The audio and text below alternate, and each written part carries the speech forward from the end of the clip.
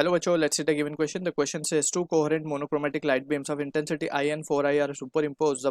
The difference between maxima and minimum possible intensities in the resultant beam is xi. The value of x is dash.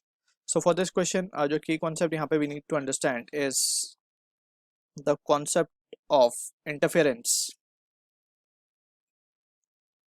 Basically interference is based on the superposition of two waves. अब यहाँ पे अगर हम बात करें तो दो coherent monochromatic light source given है, उनकी individual intensities I1 I and 4I given है, सुपर इम्पोज किया गया, ठीक है। तो जो रिजल्टेंट इंटेंसिटी का फॉर्मूला आता है that is given by the expression it is I1 plus I2 plus 2 under root of I1 I2 cos theta, ठीक है। सो ये एक्सप्रेशन आता है हमारे पास, that we need to keep in mind.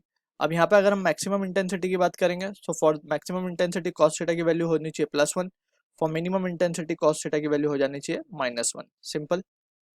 तो यहाँ से हम लिख सकते हैं फॉर मैक्सिमम इंटेंसिटी ये वैल्यू आएगी हमारे पास, I1 को हम मान लेते हैं कि it is been given as I plus 4I plus 2 root I and root 4I।